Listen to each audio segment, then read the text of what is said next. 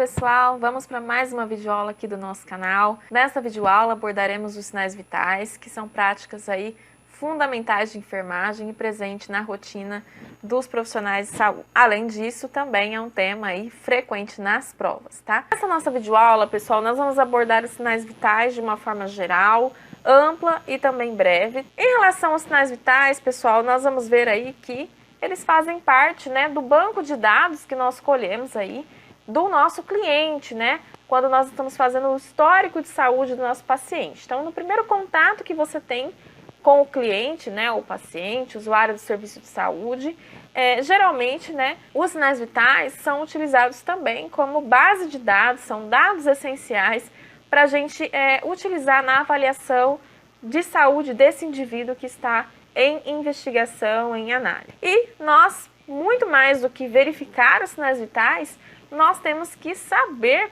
né, interpretá-los. Muitas pessoas simplesmente verificam o sinal vital, observam um dado, né, um valor, mas não sabem interpretar, não sabem o que aquele valor significa, tá? Então, muito mais do que verificar e identificar quais são os sinais vitais daquele cliente, nós temos que também ter capacidade, né, conhecimento clínico, para fazer a interpretação desses dados que estão sendo obtidos, beleza?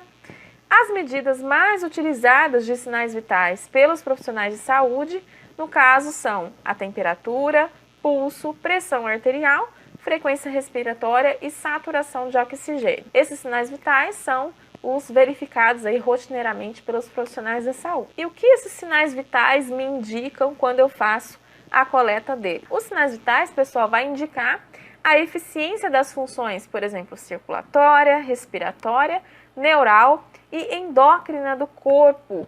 Por isso, são chamados de sinais vitais, são sinais que indicam a vitalidade das funções aí do nosso organismo e principalmente dessas áreas aí, né, de funções aí do nosso corpo. E também nós temos aí, de acordo com Potter e Perry, a inclusão da dor como quinto sinal vital. Tá? Então, além daqueles sinais mais utilizados pelos profissionais de saúde, né, de temperatura, pulso, pressão arterial, frequência respiratória e saturação de oxigênio, nós vamos ter também a dor como sendo um sinal vital aí, importante a ser considerado. Nesse caso, a dor vai ser um dado subjetivo, ela pode ser avaliada através de escalas, né, que são utilizadas nos serviços de saúde, e no caso é considerada como quinto sinal vital aí, na assistência em saúde. Em relação, pessoal, a esses sinais vitais, nós temos que ter vários cuidados durante o procedimento de verificação desses dados. Primeira coisa, analisar os sinais vitais para interpretar o significado deles e tomar decisões sobre as intervenções. Então não adianta eu ir lá verificar o sinal vital do paciente e não pensar sobre ele, não raciocinar clinicamente, tá? Então a gente vai pegar esse dado, fazer uma interpretação para tomar as decisões em relação a que intervenção eu preciso fazer para esse indivíduo. Ou será que está tudo bem, eu não preciso nesse momento tomar nenhuma decisão, nenhuma intervenção, porque ele está com os sinais vitais dentro dos valores de normalidade. Então, nós precisamos muito mais do que colher esses dados, repito novamente, é fazer a interpretação deles para definir as intervenções que serão realizadas. Um outro cuidado também, pessoal, que nós temos que ter durante a verificação dos sinais vitais é se certificar de que os equipamentos que são utilizados para isso estão funcionando, né, pessoal? E também que são adequados ao tamanho e à idade do cliente. Então, se eu estou utilizando, por exemplo, um termômetro que não está funcionando adequadamente, ele não vai fazer a leitura da temperatura corporal do cliente de forma adequada, né? E isso vai me trazer aí repercussões no meu cuidado, tá? Então, é importante também observar se o termômetro, por exemplo, está funcionando certo, de repente precisa trocar a pilha, ele não está funcionando legal, não está detectando o dado corretamente, tá? Por exemplo, eu não vou utilizar um manguito de adulto para verificar a pressão arterial de uma criança, por exemplo. Ou eu não vou utilizar o manguito de um paciente obeso, né, que tem um manguito especial para obesos, numa criança ou num paciente adulto que não apresenta obesidade, porque aí com certeza eu vou ter alteração de valores. Então, pessoal, é importante também a escolha do equipamento adequado e verificar se ele está em condições ideais de funcionamento e se ele está adequado para a idade e corpo do paciente que está em análise, tá? Então, esse também é um cuidado que nós devemos ter durante o processo de verificação dos sinais vitais. Outra questão importante, pessoal, é conhecer a variação usual dos sinais vitais do cliente, tá? Muitas das vezes os pacientes, os clientes que a gente atende, eles têm um valor de sinal vital basal que é diferente dos valores aceitáveis, né? Dos valores que a gente tem como sendo de normalidade. De repente, para um paciente, uma determinada temperatura, para nós está alterada, porque, né, a gente já vai lá, fica fechado, né, naquela informação de que não, está fora do valor de normalidade, mas para aquele cliente, naquele momento, naquela condição clínica em que ele se encontra, está normal. Então, pessoal, a gente tem que realmente conhecer os valores usuais dos nossos clientes para servir de base para comparação com os valores das últimas medições. Então, a gente geralmente, né, nas unidades de saúde, o ideal é você fazer uma planilha, né, para acompanhar as variações de temperatura, para ver em que valores a temperatura basal do cliente está sendo mantida, né? Tem pacientes que eles mantêm um valor basal de pressão arterial constante ali todos os dias, está dando sempre aquele mesmo valor. Às vezes para nós é um valor super estranho, alterado, mas para aquele paciente, naquela condição clínica, ainda é um valor considerável, aceitável, tá? Então, um dos cuidados importantes que nós devemos ter é conhecer esses valores usuais, tá? Ou quando você vai verificar a pressão arterial de alguém, né? É importante você perguntar, fulano, você sabe quanto que costuma dar a sua pressão arterial, né? Às vezes o próprio paciente, ele já sabe, ele já acompanha. Muitas pessoas hoje em dia têm aparelho, né, de verificação de pressão arterial digital em casa e consegue ter uma ideia de quanto sempre dá, né, esse valor de pressão arterial também. Então, esse é um cuidado também essencial aí na verificação dos sinais vitais. Também, pessoal, é importante aprender a história da saúde e doença do cliente, as terapias e as medicações prescritas, né? Porque existem algumas doenças ou tratamentos que, obviamente, vão causar mudanças que são previsíveis nos sinais vitais do cliente. Da mesma forma, nós temos também algumas medicações que vão afetar um ou mais sinais vitais, tá? Então é importante a gente conhecer a condição clínica desse paciente, né? Quais são as terapias que ele está recebendo, quais medicações que ele está fazendo uso, porque de repente se dá um dado alterado e eu tenho conhecimento de que aquela medicação age sobre aquele sinal vital, então na hora eu já entendo o porquê daquela alteração, tá? Será que um paciente que tem DPOC, doença pulmonar obstrutiva crônica, ele vai ter um nível de saturação de oxigênio esperado igual para um indivíduo que não tem DPOC? Qual o valor de saturação que eu posso considerar ainda aceitável num paciente que tem DPOC, tá? Então, pessoal, a gente tem que ter esse pensamento também. A gente não pode ficar simplesmente preso àqueles valores que a gente guarda como normais, né, para sinal vital. A gente tem que ter conhecimento também de toda a situação clínica desse paciente, para a gente saber quais são os valores aceitáveis de acordo com essa condição que ele apresenta, tá? Então, isso é para você ver, né? Não é tão simples, né? Não é só simplesmente verificar o dado e passar ele adiante. Não, a gente precisa pensar, precisa raciocinar no que esse indivíduo está me apresentando. Também é importante controlar ou minimizar fatores ambientais que afetam os sinais vitais. Então, por exemplo, você vai fazer a mensuração da temperatura de um paciente num ambiente que está quente e úmido. Obviamente, eu posso ter aí alguma alteração nesse padrão de temperatura do cliente por conta da exposição ambiental a essa temperatura, que está quente e úmida. Então, a gente precisa também eliminar, né, minimizar os fatores ambientais no momento da verificação para realmente encontrar um dado fidedigno. Também fazer uma abordagem, né, organizada e sistemática na determinação dos sinais vitais. Então, eu preciso realmente obedecer os protocolos, existe toda uma sequência para você realizar o procedimento de verificação de temperatura, uma sequência para você verificar a pressão arterial, Então, eu preciso ter conhecimento também técnico, né, da técnica em si, para fazer a mensuração de forma organizada, sistematizada, né, da forma correta como deve ser. Beleza? Além disso, pessoal, é claro que nós temos que colaborar com os demais profissionais envolvidos no cuidado na definição da frequência de verificação dos sinais vitais, tá? Nós vamos ver, por exemplo, que no ambiente hospitalar, né, existe uma rotina de verificação de sinais vitais. Geralmente existe o horário definido previamente ali de rotina para verificar os sinais vitais. Então, nós vamos ver sinais vitais de 6 em 6 horas, nós vamos ver sinais vitais de 4 em 4 horas, nós vamos ver sinais vitais de 8 em 8 horas, tá? Então, dentro das rotinas hospitalares, a gente tem também horários, né, especificados para determinar os sinais vitais do cliente. No caso, por exemplo, de um paciente que ele vem de um pós-operatório, né, ele acabou de passar por uma cirurgia ou por algum procedimento invasivo, nós vamos observar na prática que esses pacientes eles requerem uma verificação dos sinais vitais com maior frequência, tá?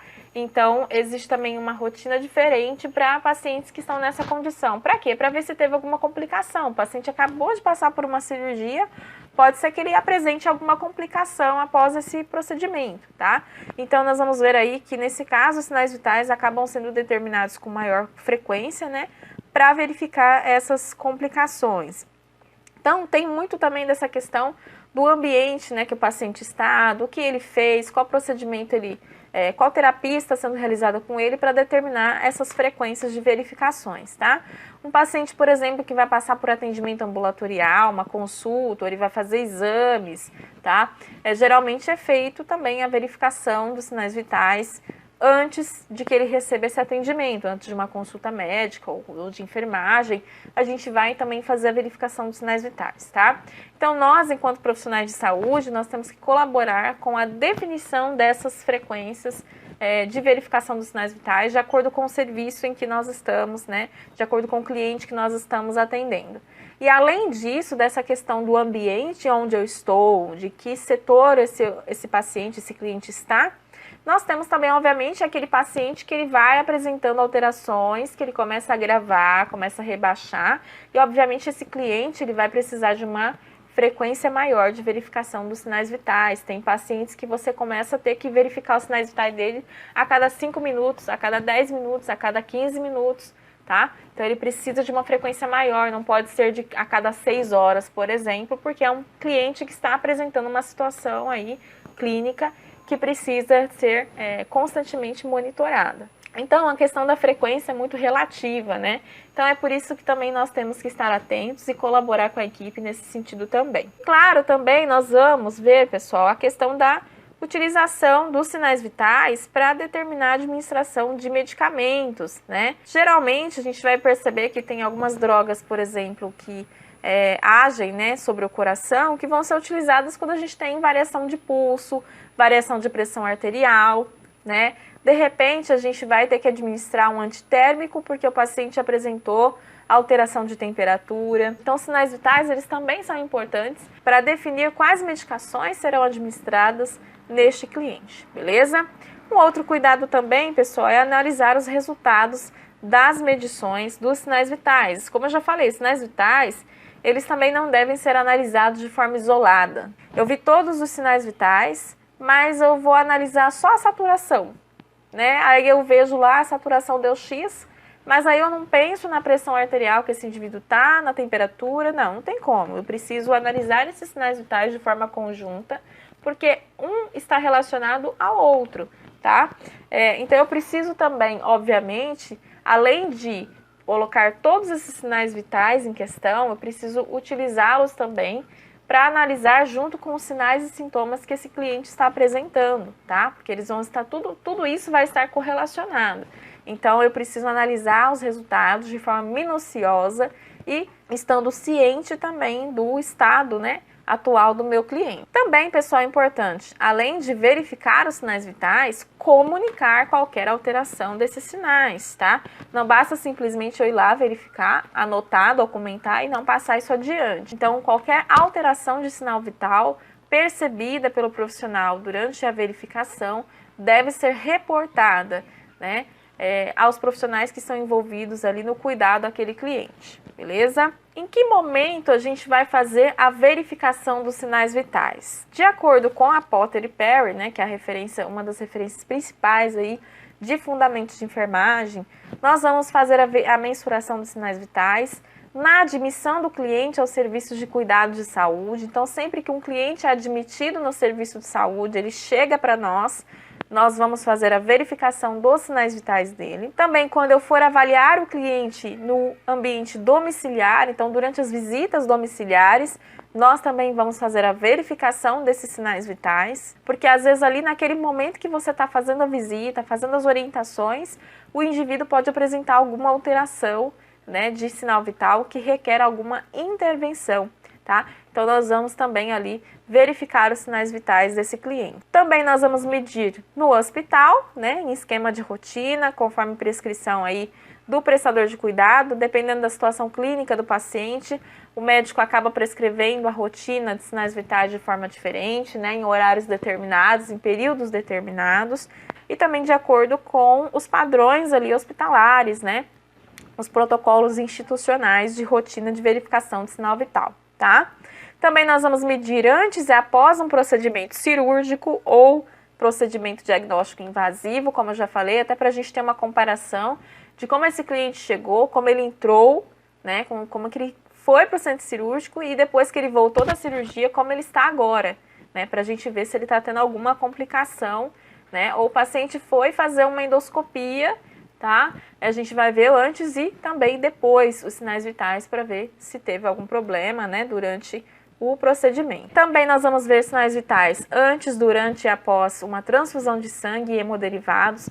Os pacientes que fazem esse tipo de procedimento, eles precisam ser monitorados, né, porque existem também as complicações, as reações, né, que o paciente pode ter durante o processo de administração desses hemocomponentes. Antes, durante e após a administração de medicamentos ou terapias que afetam as funções de controle cardiovascular, respiratório ou de temperatura. Então, tem medicações, como eu já falei, que elas afetam, que elas influenciam nos valores de sinais vitais.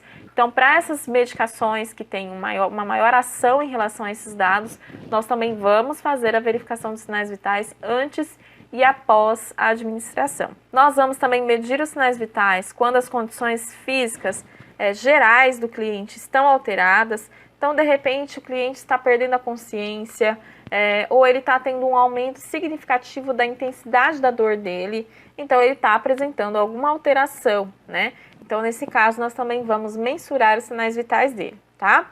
Também antes e após intervenções de enfermagem que vão influenciar os sinais vitais. Então, por exemplo, antes de fazer a deambulação de um cliente que estava em repouso, né, você tirou do repouso para fazer a deambulação, esse cliente pode ter alteração aí durante esse processo, tá?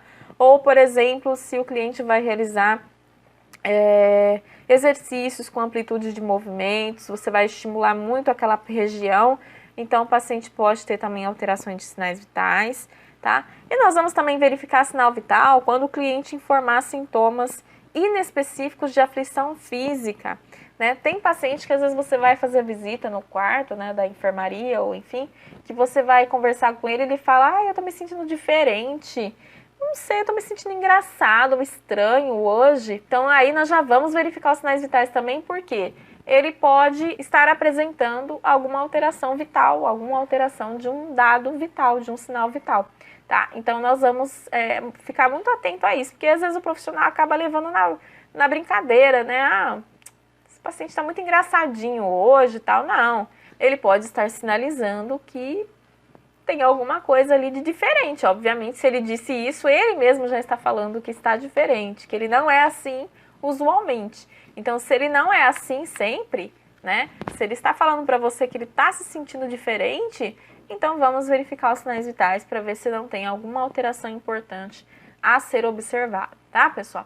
Então, nessa videoaula, nós vemos que ver sinais vitais não é simplesmente ir lá colher o dado, né? Tem uma série de cuidados, de orientações que nós temos que ter para que esses dados realmente sejam fidedignos e eles tenham realmente a sua finalidade sendo colocada em prática na assistência de enfermagem, tá?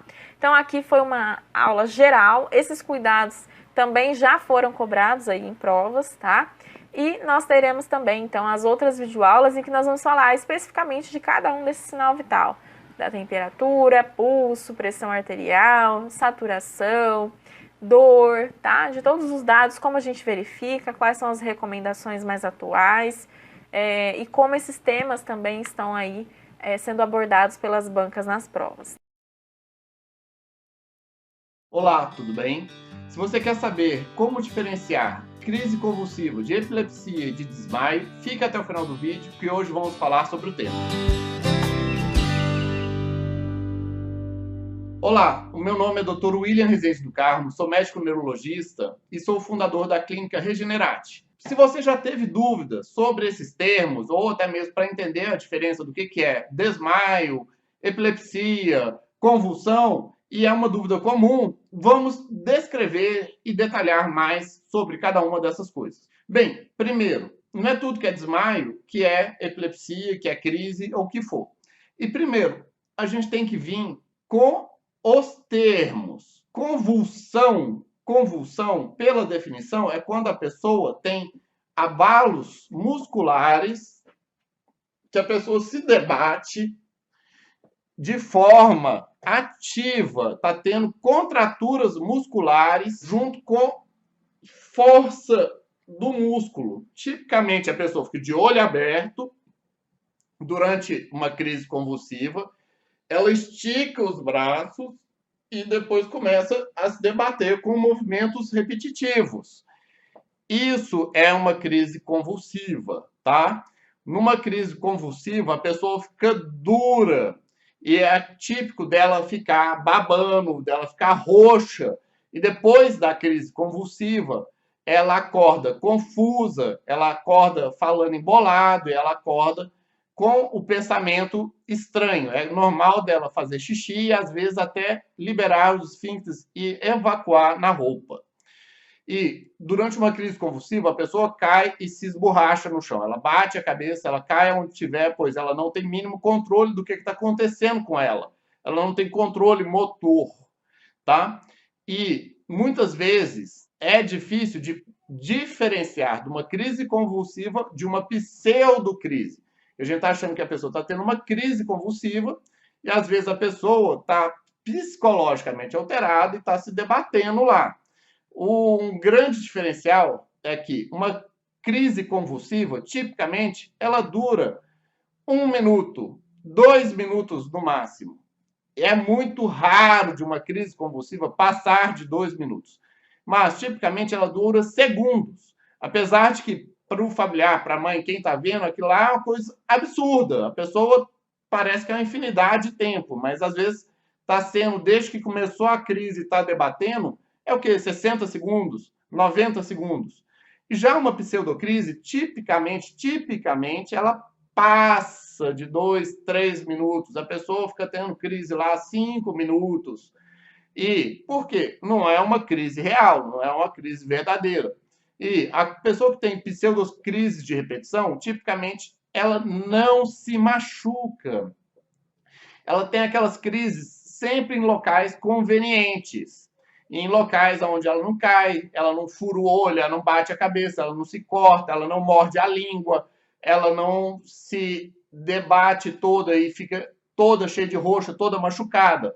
E, às vezes, em alguns casos, é difícil diferenciar uma pseudocrise de uma crise verdadeira, tá? E, para esses casos, a gente tem que fazer a monitorização. A gente interna a pessoa, põe uma câmera, põe ela com eletroencefalo o tempo todo e deixa ela lá 3, 4 dias, que a gente vai filmando e monitorando. Se ela vai tendo crise, a gente vai saber se realmente é uma crise epiléptica verdadeira ou é uma crise falsa, tá? Mas, não é que é uma falsa, mas é uma crise não epiléptica.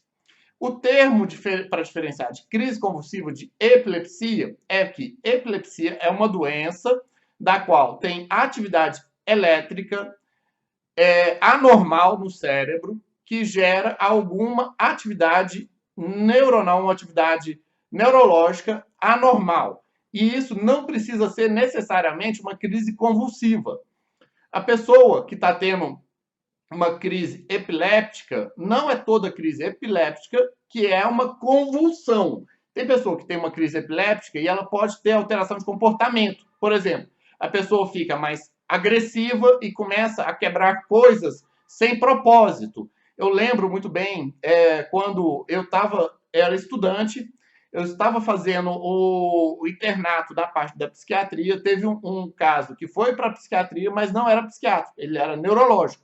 A pessoa tinha crises, é chamada crise parcial complexa, pois ela não convulsiona, ela não desmaia, mas ela pegava algum objeto, qualquer objeto, e começava a quebrar outros objetos de forma repetitiva e estereotipada. Não era tipo, vou fazer violência. Não, a pessoa não estava querendo fazer violência contra alguém ou contra um patrimônio, ou contra algo.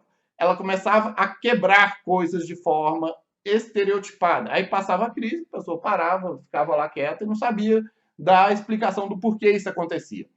Outro tipo de isso é uma epilepsia. Epilepsia é a atividade elétrica naquele local, daquela forma, que gera uma atividade neuronal com sintomas neurológicos, às vezes complexos, e não sempre convulsivos, não sempre de debater.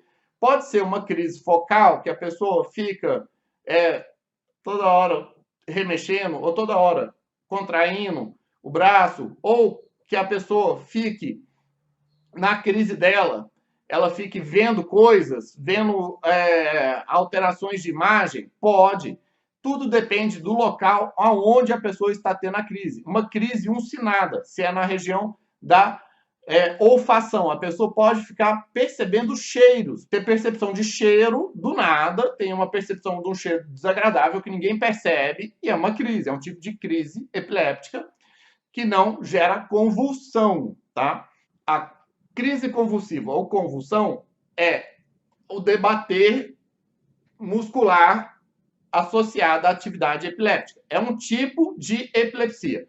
Epilepsia é o nome que dá para toda doença neurológica de atividade elétrica anormal que gere algum sintoma neurológico, alguma disfunção. Não necessariamente a pessoa tem que desmaiar, tá? Não necessariamente a pessoa desmaia. E qual que é a diferença e o que é desmaio? Desmaio é toda vez que a pessoa perde a consciência. Se a pessoa perdeu a consciência, ela caiu no chão e ficou desacordada, ela teve um desmaio. E isso pode ter várias causas, sendo que uma das principais causas é a síncope. Síncope é quando tem uma queda transitória do fluxo de sangue no cérebro. E para você que já teve algum desmaio, você que já ficou na dúvida se teve uma epilepsia ou não teve, escreva nos comentários, diga como é que foi a sua experiência. Se você acha que teve uma epilepsia, acha que não teve, foi um desmaio estranho, o que foi, o que não foi, relate para a gente saber como que foi e debater mais sobre o tema. E é extremamente comum a confusão de síncope com crises convulsivas, com crises epilépticas. Por quê? Para o leigo, a pessoa vê a pessoa desmaiando, e às vezes vem assim do nada mesmo. A pessoa pode ter tido uma grande dor, ou às vezes ter tido uma queda de pressão abrupta, ou ter tido alguma coisa que mexeu muito emocionalmente com a pessoa, que a queda de sangue no cérebro é tão grande, cai tanto o fluxo de sangue, que o cérebro ele não pode ficar sem sangue. O cérebro manda o corpo deitar para que o coração fique acima da cabeça, que aí o coração bombeando o sangue vai para a cabeça e volta a passar sangue no cérebro, que é extremamente importante isso. E o cérebro, que não é bom nem nada, quando ele vê que está caindo o fluxo de sangue na cabeça, ele manda o corpo deitar. Por isso que a pessoa desmaia. E a pessoa desmaiando, assim que o coração volta a bombear sangue para a cabeça, a pessoa vai recobrando e vai acordando. E é diferente, quando é o desmaio da queda de pressão, a pessoa fica pálida, ela fica gelada, ela transpira muito, às vezes pode vir náusea, às vezes pode vir enjoo, a pessoa se sente mole, ela tenta levantar e ainda fica mole de novo. E ela, quando recobra a consciência, ela sabe muito bem aonde ela está, o que está acontecendo com ela, ela sabe quem ela não está confusa, e ela sabe perfeitamente dizer tudo que está se passando. Mas, diferente de quem teve crise convulsiva, a pessoa que teve uma crise convulsiva, ela acorda confusa, ela fala estranho, ela fala embolado, ela não está entendendo o que aconteceu, ela tem dor no corpo, porque os músculos fizeram muito esforço de contração. Quem desmaiou não tem essa dor. Quem teve crise convulsiva pode perder xixi no corpo. Quem desmaiou normalmente não perde, mas pode perder também, mas é um pouco diferente. A recuperação da pessoa que teve um desmaio é muito mais rápida. Ela tem uma melhora e normalmente ela fica pálida, ao contrário de quem teve crise convulsiva, que fica tendo aquela respiração pesada, que ela fica roxa ou vermelha. A pessoa que teve o desmaio, ela fica mole, ela fica plácida, uma sensação de moleza, tá? E são questões diferentes, são gatilhos diferentes. E a pessoa que está tendo um desmaio, ela sente que está desmaiando, ela vê, tem segundos antes, ela percebe que a perna está ficando mole e está vindo aquele desfalecimento. A pessoa que está tendo crise convulsiva, normalmente ela não lembra de nada. Começa a crise, pá. Em alguns poucos casos, ela percebe que está tendo algum pródromo da crise, como que já é uma aura, que já é um início de crise, de sentir alguma coisa, de vir pensamento estranho, muito acelerado, de começar a ficar tendo ausências. E isso faz diferenciar uma da outra. E o tratamento é totalmente diferente um do outro, tá? Uma pergunta muito comum que pouca gente sabe, inclusive muitos médicos têm dificuldade em responder isso que eu vou trazer hoje para vocês, é qual a diferença entre dor aguda e dor crônica. Qual que é a questão? A dor aguda, eu costumo dizer que ela é como se fosse um problema de hardware, é um problema de estrutura. Geralmente uma dor aguda vai ser decorrente, você quebrou a perna, torceu o punho, tá sem comer e daí te dá uma dor de cabeça, pegou um peso, deu um estiramento, alguma coisa inadequada, você vai sentir uma dor aguda. E essa dor é muito importante. Eu costumo dizer para os pacientes que eu não sou da banda de pagode Inimigos da Dor. Quem dera. A dor, ela é sim muito importante. E por que a dor é tão importante? Principalmente a dor aguda. Porque faz parte do nosso sistema de alarme, do nosso sistema de alerta. Então, a dor, ela é um jeito do corpo conversar com você. Olha, você está numa postura inadequada, cuida dessa postura, você está sentado muito tempo, você está com dor nas costas, você ficou 12 horas direto lá no Facebook, muito tempo sentado. Então o corpo fala, e aí? Levanta daí. Então isso é um quadro de dor aguda que eu costumo dizer que é um problema associado a hardware. E para quem não sabe, hardware, se você tem um celular ou um computador, o hardware é a estrutura. Então é a estrutura, é a capinha, é o sistema, é a parte física mesmo do computador ou do celular. No entanto, dor crônica, ela já aí quando a dor perdeu essa função de alarme e ela já, independente do que a pessoa faz, ela tá com essa dor persistente. Então, independe se ela vai ficar 30 minutos sentada ou 2, 5 horas sentadas, ela vai estar sentindo dor, independente se está causando ou não algum tipo de trauma. Então, eu costumo dizer para os pacientes que a dor persistente é um problema de software, ou seja, um problema de programação. Por isso que é tão comum os pacientes fazerem exames como ressonância, tomografia, raio-x, várias coisas que os pacientes eles vêm com muitos exames na consulta e não necessariamente as coisas justificam o problema que ele tem. Então, se é um problema de software, se é um problema de programação, faz diferença, é uma questão de tolerância à dor. Algo aconteceu no corpo desse paciente que fez com que o limiar de dor dele, ou seja, quanto que é a tolerância à dor que ele tem, reduziu. Muitas vezes isso pode ser secundário à alteração do sono, um quadro de catabolismo, quadro de insatisfação, tanto pessoal, na vida pessoal, quanto uma insatisfação no trabalho, questão nutricional e metabólica. Então hoje a gente sabe que nós estamos expostos a muitos tipos de toxinas e muitos tipos de alterações metabólicas, inclusive a aumento dos níveis de glicose, que interfere na questão neuropática e no nosso limiar de dor. A questão de o quanto que a gente absorve das vitaminas, por exemplo, vitamina B12, que o uso indiscriminado do omeprazol, do pantoprazol, faz a gente diminuir a absorção de vitamina B12. Isso faz reduzir a tolerância à dor da pessoa. Então, se vocês perceberem, é uma questão de programação. Existe alguma coisa que está alterada no nosso programa relacionada à dor. E para isso, a avaliação ela tem que ser muito mais minuciosa, porque você tem que montar esse quebra-cabeça. Não é algo tão simples, tão fácil, quanto torcer o tornozelo, estou com dor, vou tomar anti-inflamatório, colocar gelo e resolver o meu problema. Então, são várias nuances, a pessoa tem que passar por uma reprogramação da vida dela. Tem que adquirir hábitos mais saudáveis, às vezes tem que tomar algumas medicações, algumas vitaminas, polivitaminas, às vezes tem que se submeter a algum tipo de procedimento para né, quando o celular está travado, a melhor coisa para fazer é desligar e ligar, não é? Para ele voltar a funcionar. Então muitas vezes tem que fazer alguns procedimentos que vão ter exatamente essa função de desligar e ligar novamente, e quando ligar novamente o paciente não sente mais dor ou não se incomoda tanto com aquela dor.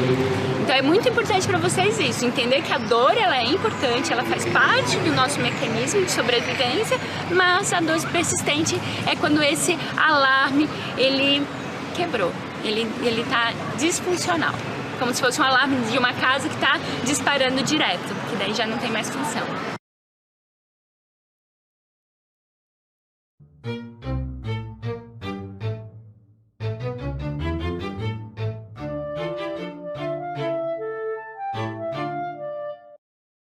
O processo de enfermagem, que tem essa sigla PE, nada mais é do que uma ferramenta metodológica que os enfermeiros utilizam para conseguir sistematizar toda a assistência que é prestada. E o produto disso são as fases ou etapas organizadas do processo de enfermagem. E por que o processo existe? Uma das principais razões pelas quais ele existe é para que a assistência alcance o seu objetivo de maneira mais eficiente e segura. No total, nós temos 5 etapas. Primeira, segunda, terceira, quarta e quinta. Nós vamos falar separadamente de cada uma. Começando a falar sobre a primeira etapa do processo de enfermagem, nós temos o histórico ou coleta de dados, onde o enfermeiro realiza anamnese e exame físico, e o foco pode ser tanto individual, quanto familiar, ou até mesmo comunitário. Entrando mais em detalhes, a anamnese é a mesma coisa que uma entrevista, onde é abordado a identificação do paciente, o motivo da visita, a queixa principal, a história da doença atual e posterior, uma história pessoal e social e uma revisão de sistemas. Depois da entrevista, nós temos o exame físico. O exame físico é mais focado na habilidade técnica do enfermeiro, onde acontece a inspeção, a palpação, a percussão e a ausculta. Na segunda fase do processo, nós temos o diagnóstico, ou diagnóstico de enfermagem. Esse é o momento em que o enfermeiro vai analisar todos os dados que ele coletou na primeira fase e identificar qualquer desequilíbrio. Isso dentro de uma perspectiva de passado, presente e futuro. E para que os enfermeiros possam elaborar o diagnóstico, é necessário a utilização de protocolos e também referências internacionalmente aceitas. Nós temos o NANDA, que é o mais famoso deles, que vem da Associação Norte-Americana de Enfermagem, que nada mais é do que a Associação Norte-Americana de Diagnósticos de Enfermagem. Então, nesse livro, você vai encontrar diversos diagnósticos de cuidados que são padronizados e internacionalmente aceitos e categorizados. Nós também temos o CIP, que é uma classificação internacional da prática de enfermagem, que vem do Conselho Internacional dos Enfermeiros. Pessoal, existem outros órgãos no mundo que definem e regulam esses diagnósticos de enfermagem, entre outras coisas, até na Europa. Mas aqui no Brasil nós usamos bastante o NANDA, que vem lá da América do Norte, tá? E qual é o objetivo? Exatamente esse, padronizar, ou seja, todos os enfermeiros do mundo utilizarem as mesmas terminologias e descrições nos seus diagnósticos de cuidado. A terceira etapa do processo de enfermagem é o nosso planejamento. Você também pode encontrar como resultados esperados. Esse é o momento em que eu traço metas alcançáveis e realistas, ou seja, com o que eu tenho disponível. Como que eu vou chegar até lá? Essa é a pergunta que você tem que se fazer. E as suas ações podem prevenir, resolver ou controlar os desequilíbrios que você encontrou na etapa passada.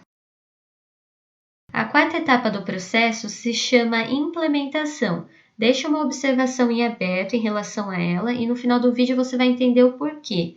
Esse é o momento de ação, o momento de agir. É a concretização do plano assistencial que foi formulado até o momento. Agora vem as intervenções e a mão na massa. Chegamos finalmente à última etapa do processo de enfermagem, que se chama avaliação. Faz todo sentido ela ser a última etapa. Isso é um processo contínuo que o enfermeiro faz. Ele fica observando muito bem o que está funcionando e o que não está funcionando. Quais são as respostas do paciente? Para quê? Para fazer adaptações. No registro, você vai encontrar bastante termos como mantido ou resolvido, melhorado ou piorado, ausente ou presente. Outra coisa, pessoal, antes existia uma sexta etapa que se chamava evolução. Hoje em dia você vê os livros colocando a evolução dentro da avaliação, que é a etapa 5. A evolução nada mais é do que uma avaliação que você faz no paciente a cada 24 horas. Então, nós já vimos todas as etapas do processo de enfermagem. Agora, vamos falar sobre as questões legais que eu comentei com vocês no começo do vídeo? Na Lei 7.498, de 1986, ela dispõe sobre a regulamentação do exercício da enfermagem. E por que ela é importante em relação a isso? Porque ela vai definir quais são as atividades privativas do enfermeiro, ou seja, quais são as atividades que só o enfermeiro deve realizar, e não o auxiliar nem o técnico. Assim sendo, a coleta de dados é uma atividade privativa do enfermeiro, assim como o diagnóstico e o planejamento. Agora, lembra que eu falei que a etapa 4 tinha uma observação em aberto? Então, a implementação não é a atividade privativa do enfermeiro, ela é de responsabilidade de toda a equipe, ou seja, de auxiliar, técnico e enfermeiro. E a 5 é privativa do enfermeiro. A consulta de enfermagem, como um todo, é atividade também privativa do enfermeiro. E existe uma resolução do COFEM, que é a resolução 358, lá de 2009, no artigo 1º, que fala sobre o processo de enfermagem. O que fala? Que o processo de enfermagem ele deve ser realizado de modo deliberado e sistemático em todos os ambientes. Então, não importa se é público ou privado, é obrigatório, se há assistência de enfermagem, realizar o processo. Assim como a sistematização de enfermagem também é obrigatória.